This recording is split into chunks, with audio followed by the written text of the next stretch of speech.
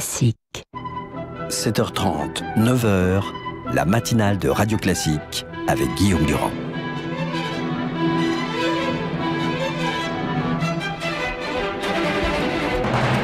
L'invité politique sur Radio Classique et LCI.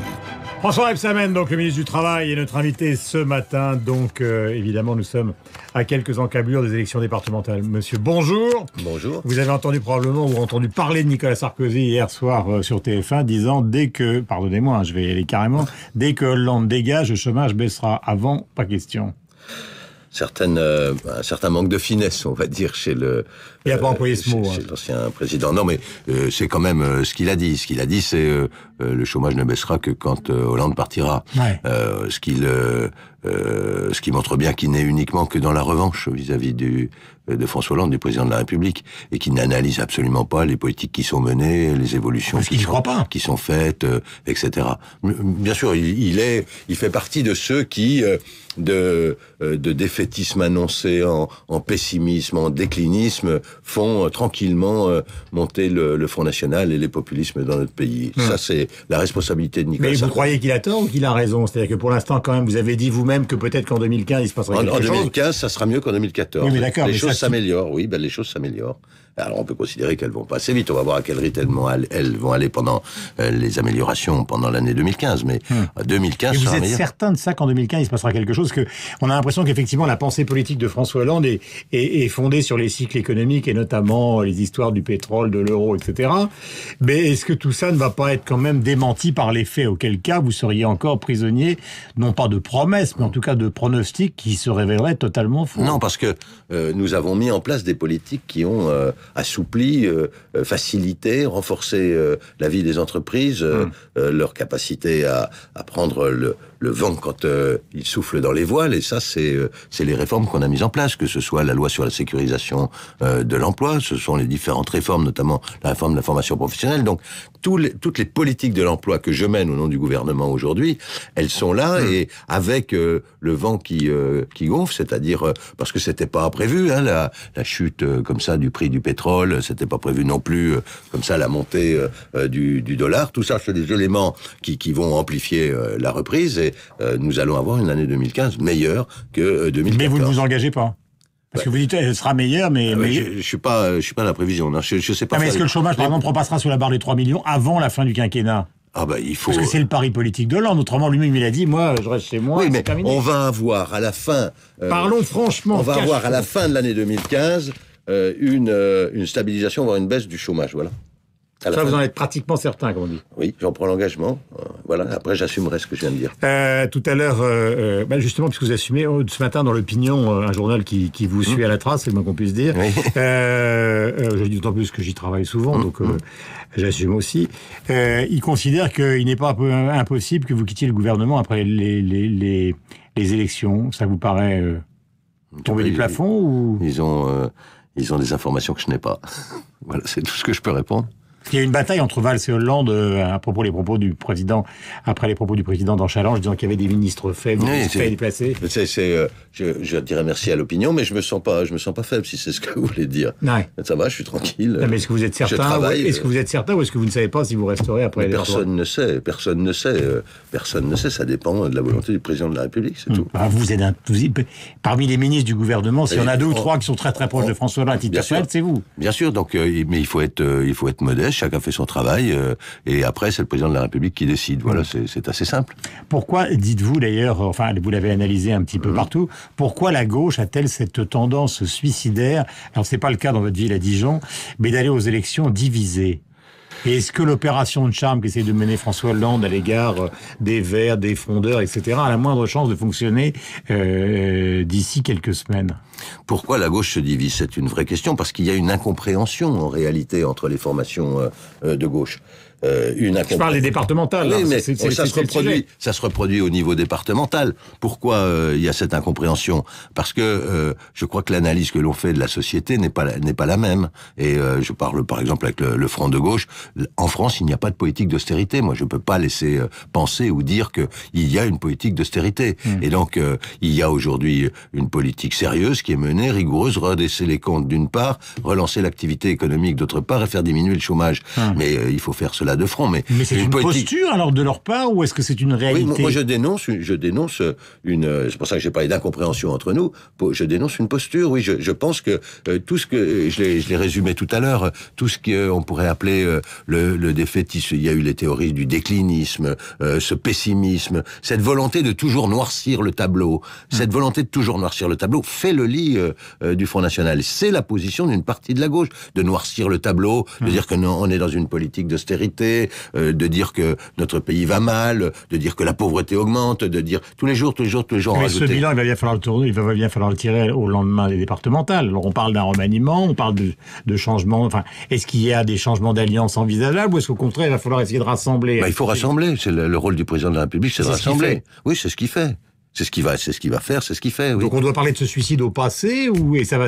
Une fois que la raclée va être entérinée... peut-être ça servira de leçon à certains. Je pense notamment aux élus communistes qui risquent de disparaître du paysage dans un certain nombre de départements, complètement. Pourquoi? Parce que ils sont sur une ligne qui n'est pas la ligne du rassemblement, je le regrette. Moi, je plaide pour le rassemblement de la gauche. Je l'ai réussi d'ailleurs dans la ville. Question justement, la loi sur le dialogue social, donc il va y avoir une loi, maintenant tout le monde le sait. Est-ce que, comme pour la loi Macron, le 49.3 pourrait être... Moi, je porte la méthode. Je porte en moi, quand on parle de dialogue social, on est bien obligé de le pratiquer d'abord. Et donc, j'ai présenté les prémices, les orientations de ce projet de loi aux députés socialistes de gauche de la Commission des affaires sociales du Sénat et de l'Assemblée. J'ai présenté hier au Bureau national du Parti socialiste, c'est une nouveauté, le projet de loi. Il a d'ailleurs reçu un avis favorable. Donc moi, je pense faire voter par la majorité ce texte. Donc pas de 49.3. Mais il n'y a pas de recul, il n'y a que des avancées, donc je vois pas pourquoi il ne le voterait pas. Non mais parce qu'il y a eu le 49.3 pour la loi Macron, puis alors maintenant la loi Touraine, c'est la procédure accélérée, alors vous direz qu'entre-temps il va y avoir la loi sur le terrorisme, on se dit finalement, maintenant le temps presse... Mais moi, je pense que mon texte sera adopté avant l'été. Est-ce que vous... Sans 49.3 149.3, a priori. Est-ce que vous considérez, est-ce que c'est un des problèmes posés par le patronat, qu'il faut franchement qu'il y ait des représentants de salariés dans les toutes petites entreprises? Mais il n'y a pas des représentants de salariés dans les toutes petites entreprises, il y a des représentants des salariés pour les petites entreprises. Il n'est pas anormal que les petites entreprises, celles qui ne sont pas couvertes aujourd'hui, soit par des accords de branche, soit comme le fait l'UPA par une commission régionale, pas normal que des millions de salariés n'aient pas de représentants. Mais alors on met la barre où? Parce qu'ils considèrent que... Dans les petites entreprises, moins de 50 salariés, c'est une aberration, par exemple. Oui, mais le patronat, il est toujours à percevoir la représentation du personnel comme des dangereux gauchistes, le couteau entre les dents. C'est fini ce temps-là. Il faut comprendre qu'ils apportent à la réflexion de l'entreprise, à l'évolution de l'entreprise. Ils représentent les salariés. Et donc, dans des pays qui citent toujours en exemple le patronat, que le patronat cite toujours en exemple, pendant l'Allemagne, c'est à partir de 5 qu'il y a une représentation des salariés. Donc ça sera maintenu. Donc ça sera à partir de nous, ça sera à partir de 1. Voilà. Il y aura une représentation des salariés. Et donc de tous les salariés français. Justement, on vient de modifier dans la loi Hamon l'information du personnel. Vous savez qu'il y avait dans cette loi Hamon donc la nécessité d'informer le personnel en cas de cession. Bien sûr. Donc ça a été finalement supprimé. Il est annoncé que ça va être modifié, c'est-à-dire que les conditions d'information... Non, je ne crois pas que ça va être... On maintiendra les amendes, mais en tout cas le processus... va être allégé, parce que je pense qu'il y avait un peu de lourdeur sur cette procédure, oui. Mais alors, c'est ça qu'on comprend pas très bien dans la gestion, justement. Pourquoi faire des textes sur lesquels on revient? D'abord, c'est bien de pouvoir corriger s'il y a eu des erreurs qui ont été faites. Non mais d'accord, mais mettez-vous à la place des gens qui nous écoutent ce matin. Je l'espère avec intérêt tous les deux. Ils se disent, mais alors pourquoi avoir fait ça pour revenir après sur un dispositif qui a quand même... Je vais vous donner un exemple précis. La loi de sécurisation pour l'emploi, c'est une grande avancée. C'est un accord interprofessionnel qui a été adopté. C'est une loi qui l'a confirmé. Eh bien, dans les semaines qui viennent, les partenaires sociaux vont se réunir pour voir ce qui a marché, ce qui n'a pas marché. L'importance, c'est pas uniquement de voter des lois, c'est de vérifier comment elles sont appliquées, si elles s'appliquent, et est-ce qu'on peut les améliorer et les corriger. C'est ce qu'on va faire avec la loi de sécurisation pour l'emploi, et c'est ce qui va être fait avec la loi Hamon. Mais ça, c'est normal. Le Parlement lui-même, les parlementaires, de gauche comme de droite, ils apportent des amendements, ils modifient, ils font leur travail de parlementaire. Et après, ce qu'ils ne font pas souvent d'ailleurs, il faut évaluer la loi. Il faut voir au bout de...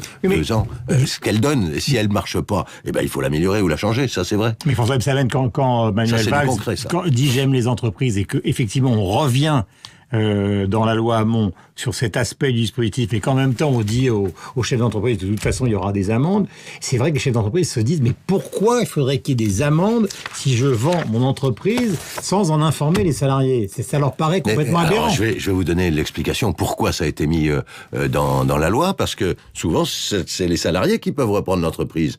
Et l'entreprise, elle peut pas mourir. Nous, ce qu'on veut, c'est qu'il y ait des repreneurs d'entreprise. Donc, faut faciliter la vente de l'entreprise, la reprise de l'entreprise par un patron, mais si c'est possible par les salariés. D'ailleurs, il y a des patrons, moi j'en connais dans ma ville à Dijon, qui ont cédé leur entreprise aux salariés et donc qui n'ont pas fait de choses dans leur dos, parce que on est salarié d'une entreprise, on ne veut pas découvrir du jour au lendemain que l'entreprise a été vendue sans même le savoir. Alors, plusieurs questions, enfin qu'on va terminer parce qu'il nous reste une minute. D'abord, est-ce que c'est vrai que dans le projet de loi, il y aura, je parle du vôtre, oui, la fusion du RSA et de la prime pour l'emploi? Oui, il y aura 2 volets supplémentaires. Il y aura la fusion de la prime pour l'emploi et du RSA en une prime d'activité qui va s'adresser à ceux qui travaillent mais gagnent le moins. Et donc ça va être d'importance, ça peut atteindre 280 € supplémentaires par mois, suivant les cas. Et puis il y aura une deuxième disposition, on va sécuriser le régime des intermittents du spectacle, puisque les annexes 8 et 10, qui sont celles qui sont constitutifs des intermittents, seront dans la loi. Et supprimer, ou en tout cas revoir définitivement le RSI qui fait hurler tout le monde. Alors ça fait hurler tout le monde. Voilà un bel exemple. 2006, la droite met en place le RSI.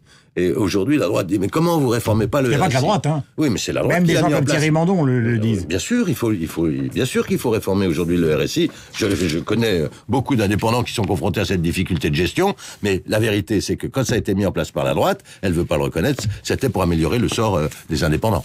Merci beaucoup, François Rebsamen, donc ministre du Travail, chargé donc notamment du dossier de ce projet de loi important sur le dialogue social et évidemment de la situation du chômage en France. Merci, bonne journée à vous, suivant la formule sincère. Merci. Il est 8h27 sur l'antenne de Radio Classique. On va retrouver Hélène et toute l'équipe de LCI.